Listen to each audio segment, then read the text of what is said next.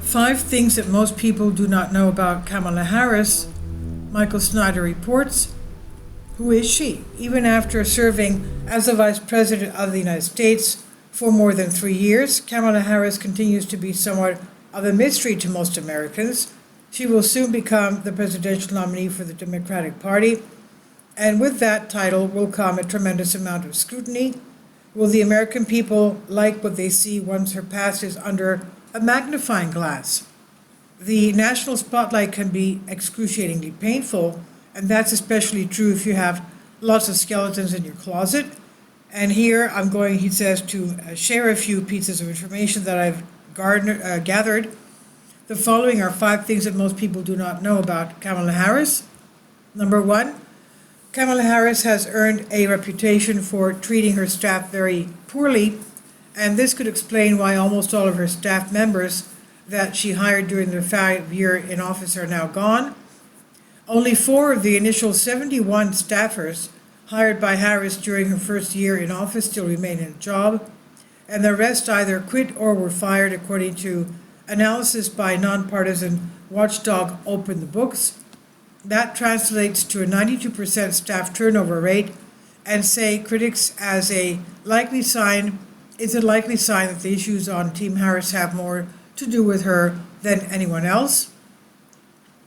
Doing research for my recent Harris biography, Amateur Hour, published in January, the horror stories I heard from many of her former employees and read about in numerous reports shocked me. Terry McAteer has a long history in the world of Californian politics, and he recently authored a piece explaining what his son Gregory experienced when he worked for Harris as an intern. Senator Harris vocally throwing around 4-letter words and her profanity constantly in her berating of staff and others. The staff is in complete fear of her, and she uses her profanity throughout the day. As Attorney General, Senator Harris instructed her entire staff to stand every morning as she entered the office and say, "Good morning, General." Never once during the month-long internship did Harris introduce herself to our son, as he was only in an office with 20 paid employees, and staff was too intimidated by her to introduce him. The only acknowledgement was a 4-letter of thanks signed by Harris given to him on his last day of service. Well, okay, if he was only there a month, why would she go and particularly significantly pick him out and introduce herself to him? I mean, I agree with that. At least she gave him a thank you letter before he left. Now, Gregory was also given instructions to never address Harris nor look at her in the eye, as that privilege was only allowed to senior staff members. Number 2, Kamala Harris goes to church. Many people are surprised when they hear this. She had been very close to the pastor of San Francisco's Third Baptist Church, Amos Brown, for a very long time. Unfortunately, Brown has a long track record of making remarks that are not very American. Harris and Brown, longtime pastors of San Francisco Third Baptist Church, have known each other for nearly a quarter century, and the two have remained close throughout her vice presidency. In July of 2023, Harris posted a picture of the two to the vice president's Instagram account and described Brown as an inspiration to me always, she said. Less well known, however, is Brown's history of radical remarks that have elicited blowback even from San Francisco Democrats, including former House Speaker Nancy Pelosi. Number 3, Kamala Harris has a name that is full of meaning. Her middle name actually means goddess, and her first name is another name for the Hindu deity Lakshmi. Dr. Gopalan gave her daughter the name Kamala, which means lotus in Sanskrit, and is another name for the Hindu deity Lakshmi, in part to help preserve her cultural identity. The vice president's middle name, Davi, translates to goddess in Sanskrit, another tribute to the Hindu religion. A culture that worships goddesses produces strong women, the late Gopalan told Los Angeles Times in 2004. Now, according to the Encyclopedia Britannica, Lakshmi is a goddess that is a very important figure in Hinduism. Lakshmi, Hindu goddess of wealth and good fortune, the wife of Vishnu, she is said to have taken different forms in order to be with him in each of his incarnations. Thus, when he was in dwarf Vamana, she appeared from a lotus and was known as Padma or Kamala, both of which means lotus.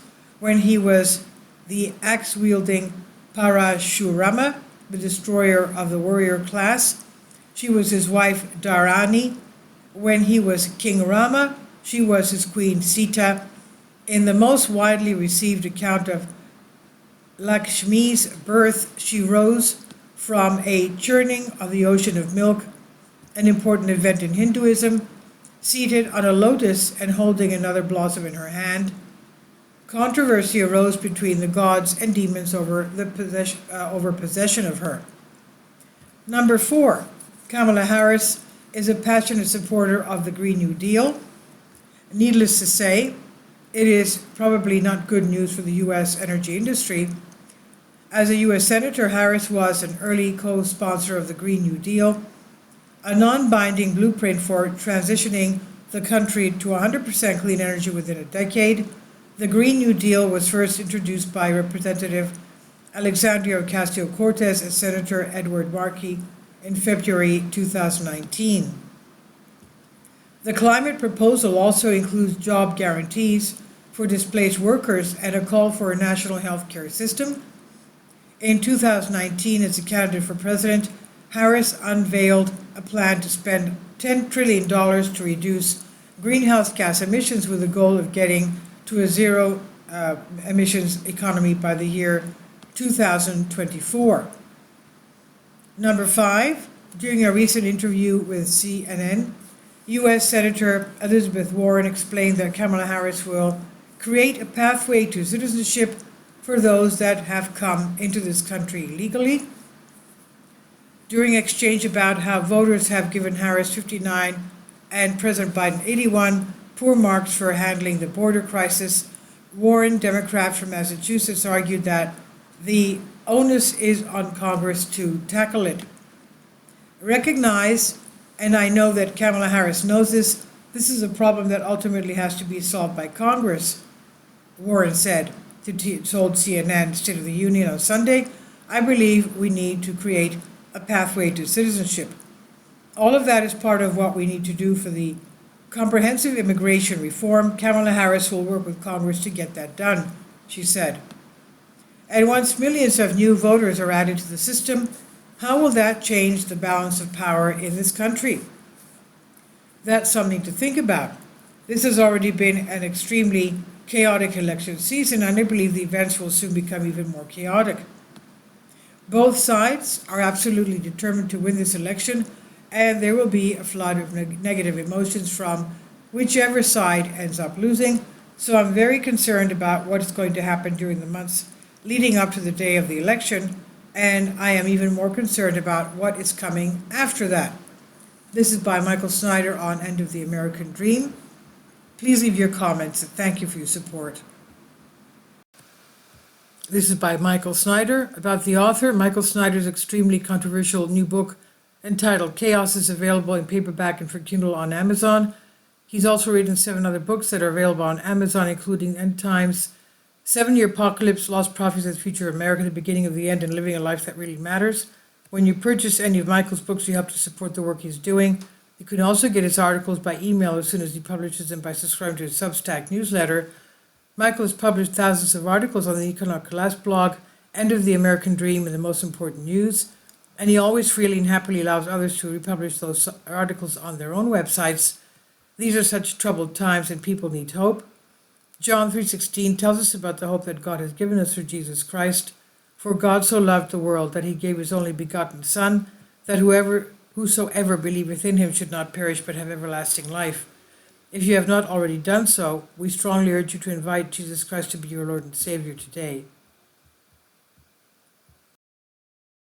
Finally, support my Patreon account. The daily posts are 5 videos daily, and they are totally different from what I have on my YouTube channel.